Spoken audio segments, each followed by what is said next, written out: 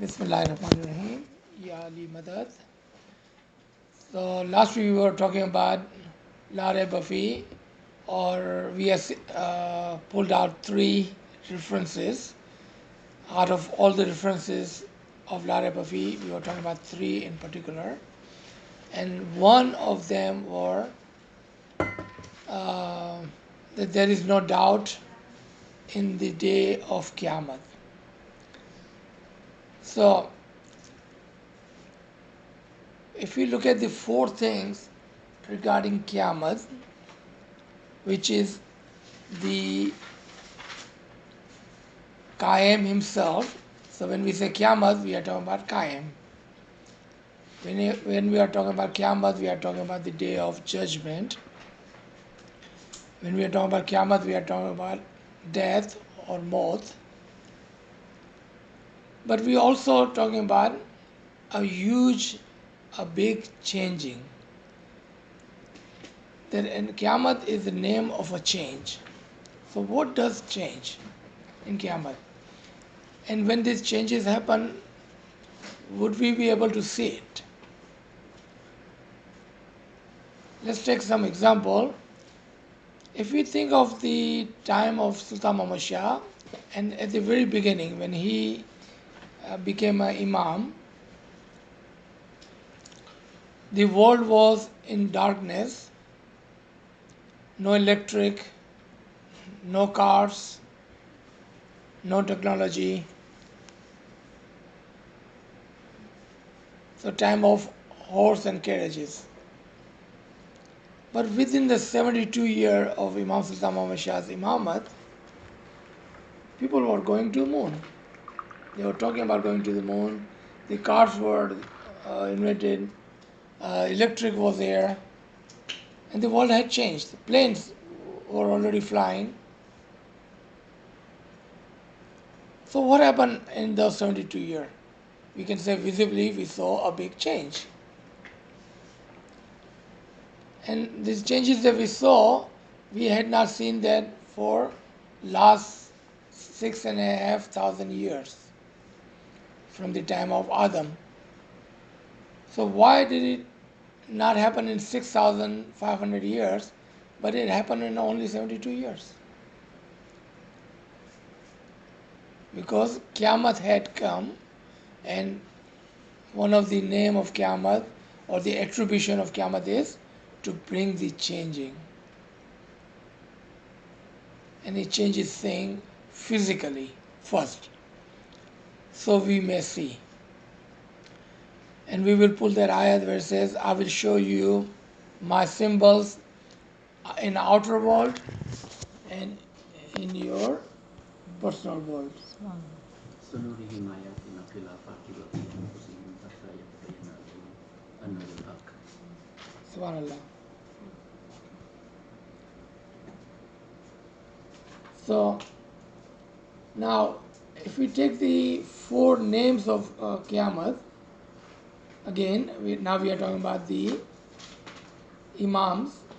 So we have the Hujjat-e-Qaim,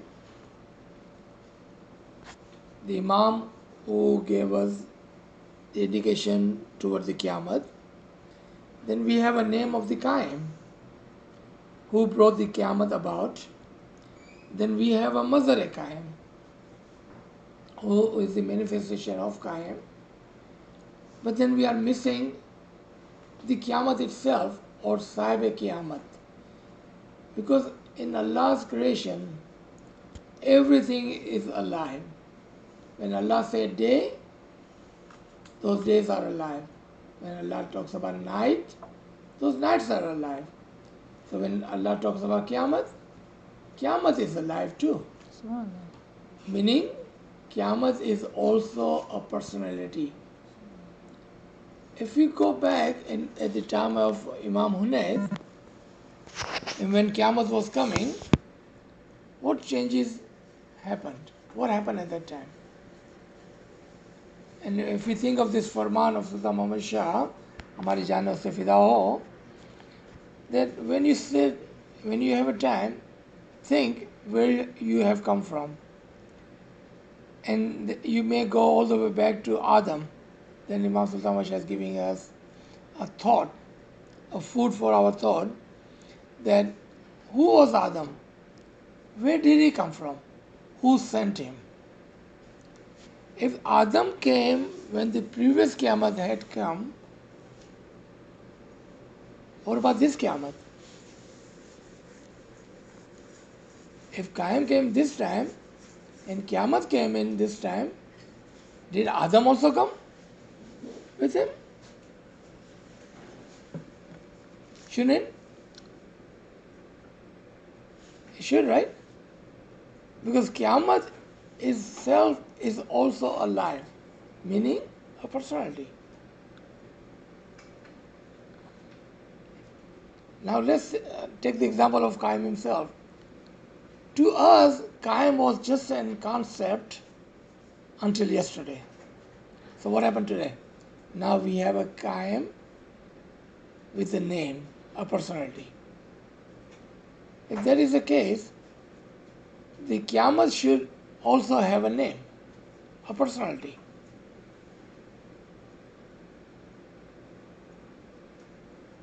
Because that is the habit of Allah. Everything He talks about, it never changes. So if new era has begun, then new era cannot begin without Adam. Because Adam is the first man of the new era. So when we listen to that and when we understand this point, we will be so surprised and shocked that even the new era starts without people knowing it. The example of that is the 12 o'clock. A new day begins. Do we feel it? No, we don't. We don't feel that new day has begun. So think of 12 o'clock. What do we see at 12 o'clock? We see a previous day ending and we see a new day beginning without any hiccups, without any notification, without knowing it, it just happens. Meaning, it's hidden kind of. We cannot tell where the day had ended and where the day had begun. And both happens in the night. You see that? It happens in night. So everything has to do with, again, night, which represent well. Some kind of well, hidden. And we already know who the night in these personalities are. Sultan Muhammad Shah, right? Hujjat-e-Qaim. He is the Shab-e-Qadr. He is the night. He is the one who is keeping the curtain on the Qaim, curtain on the Qiyamah also. So whoever is the Qiyamah, he is also hidden kind of within him.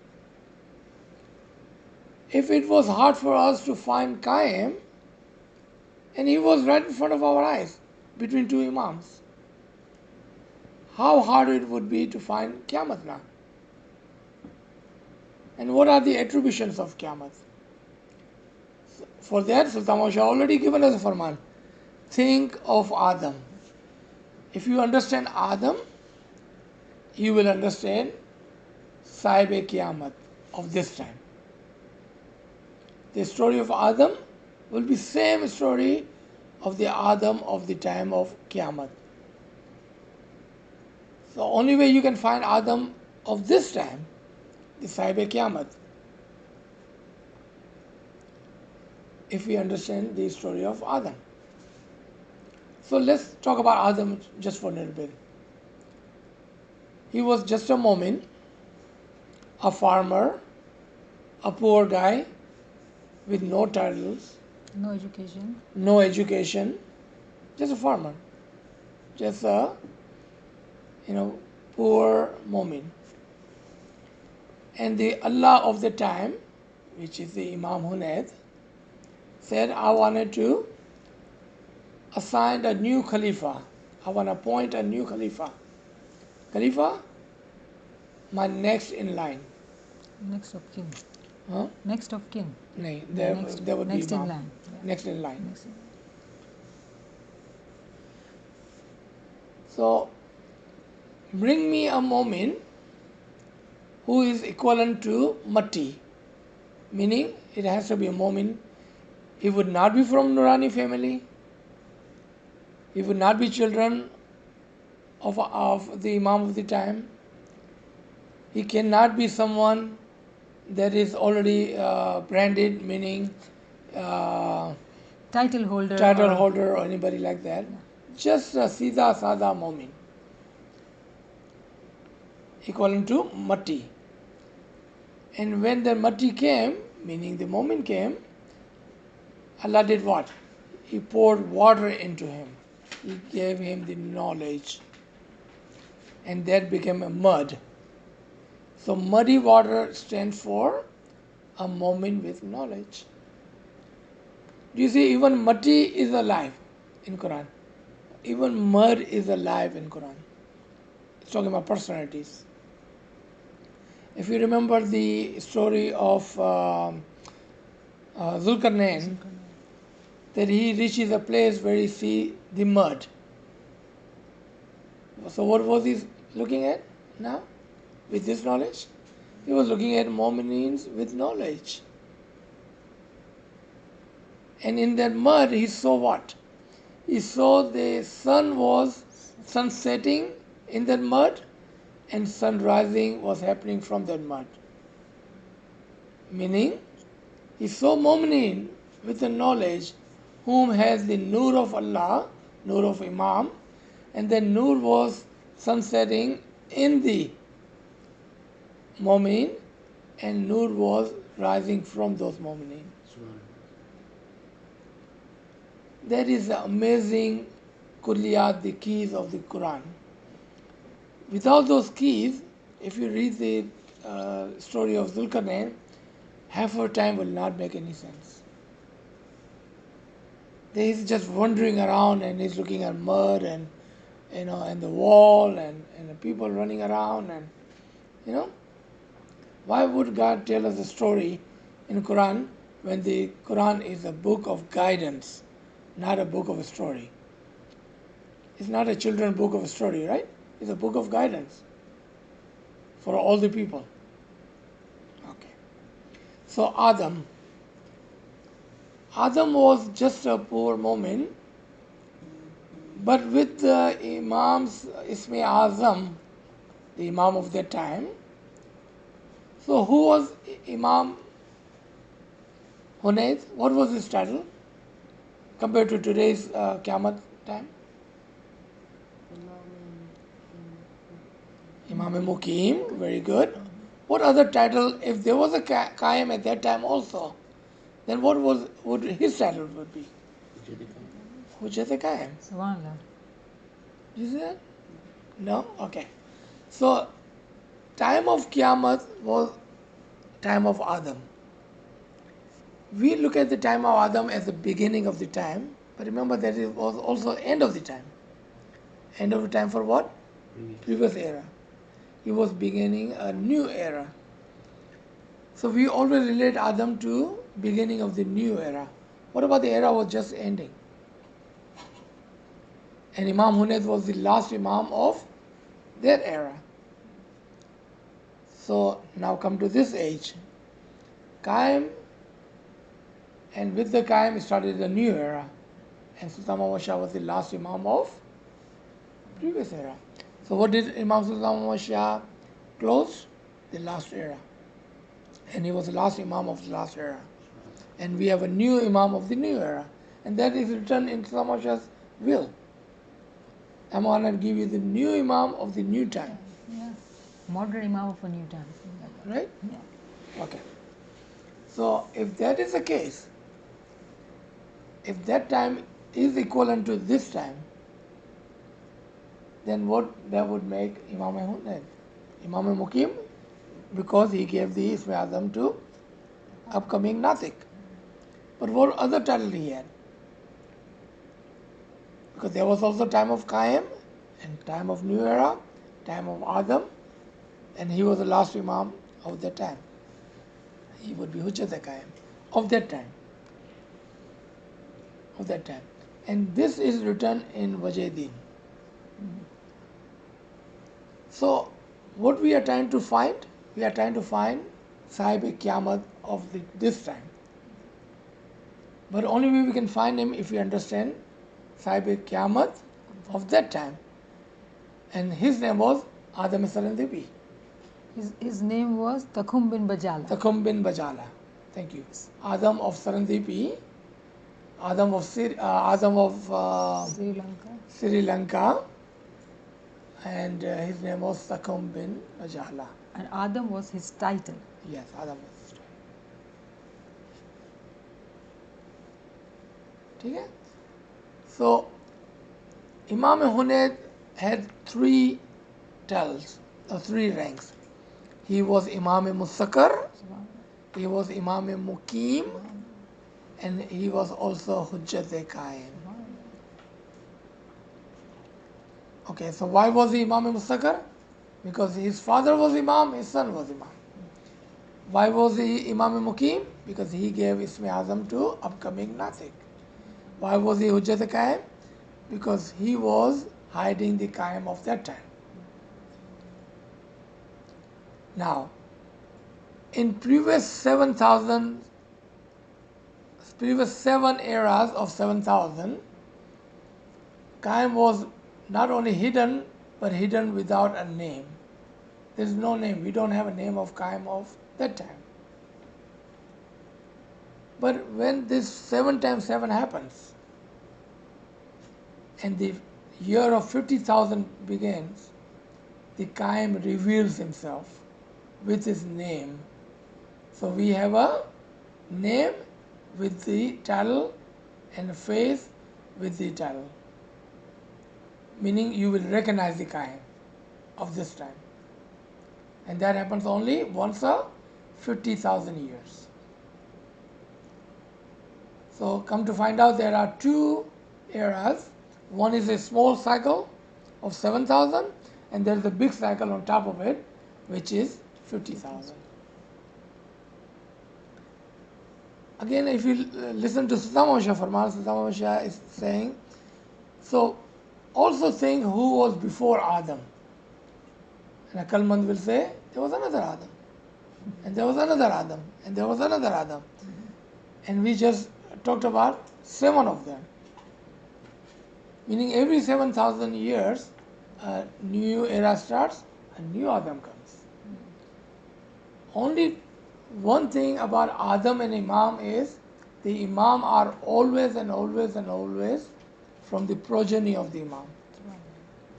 Compared to Adam will be from Jamaat, a regular Mu'min. He will not be part of the Imam. So let's summarize what you've discussed, right? And it's good that we understand the concept that there are 7 days Allah has made, right? So day of Adam, day of Noah, day of Ibrahim, day of Musa, day of Isa, and day of Muhammad. The 7th day, God comes himself and sits on the throne. And that God is Ali Allah, that is Qayyum. When Qayyum comes, everybody is tested in their deeds and knowledge, 11 by 7, and then a new era begins. So this one era is equals to 7,000 years. Each prophet has 1,000 years. So the smallest circle would be, let's say, 1,000, and then 7,000. But the way we are quoting Sultan Muhammad Shah's Farman, that Maula said that think, where did Adam come from? Who sent him? What was before him? The one who will be intelligent will think about it. You must think 2 hours a day. That's how he's kind of, telling us to do what is needed to be done. So this time is the time of 7 by 7. Like 7,000 by 7. That's 49,000. 49,000. Meaning it's the circle above the 7th circle, meaning 50,000. The uniqueness about this time is that the name of Kayam is revealed to us. Now when we are trying to, so we understood Kayam, which is like end of the circle, okay, end of the time. But then when we are trying to understand the beginning era, then we have to look into the last era, which began with Adam Sirandabi. So he was a Momin, a simple farmer, simple man, no education, poor guy, but very, very strong in his faith. Given an Isme Azam by Imam Hunayd. When we understand that the Isme Azam was given to him by Imam Hunayd, automatically we know he was Imam Muqim. Okay? And when we talk of Adam, meaning it's a beginning era, meaning that he was Hujjat-e Qaim. Right? And of course, Imam is Imam Mustaqar. Makes sense, right? And then, so looking into Adam Sirandabi, whose name was Takum bin Bajala, he had no title, he was no Amaldar, he was no big short guy, he was very simple man, right? And his history, if we were to look into, when he was given Isme Azam, he completed it, he worked very hard and completed it. And we now know that when a Momin, who is like a mud, starting from dust, because the Quran talks about that angels were told to bring dust, right? And the dust was a Momin. The Momin who is given Isme Azam, who works hard, becomes mud because Ali Allah gives him his knowledge, meaning Marifat. When he gives his Marifat, his title becomes Arif. So Adam is someone who is Arife Kamil because he gets complete Marifat, complete knowledge. So Adam is Sirandabi, when he was chosen, he got Isme Azam, he got all the knowledge. Though we said he had no education worldly wise, he was very poor, he did not go to hi-fi university, college, or this degree or that degree. Very, very simple guy. But when he got all the spiritual knowledge, Marifat, then what happened? He was brought out of his comfort zone, which we have talked about, Jannat. So he started giving knowledge to people. Then what happened? When people heard him giving knowledge of that caliber, they said, are you trying to tell us that you are Imam? How can you know about spirituality? Who you are? So they blamed him, they defamed him, and he had to go into exile. His father had to take him to exile because they wanted to kill him. So that's the story of Adam and Sirandabi. And then we will continue talking about today's time. But the reason we are reviewing the history, that would help us to understand what is happening in current time. If we have reached to Kayam, then we should be able to identify Adam too. And what would be the characteristics of Adam? We know now from Adam and Sirandabi that someone similar to that, his characteristics, should be the one who will be the Adam of the time. And Imam Sultan Muhammad Shah, being the Hujjat-e-Qaim, actually gave us assignment in 1900s probably to think of who is Adam. Where did he come from? The one who is intelligent will hold on to this thought. The one who is Sufi will never let go of this thought. Because Sufi are from the tariqat, and that's where the knowledge is given. So if you are people of the tariqat, meaning learner, you will not let go of this thought. Subhanallah.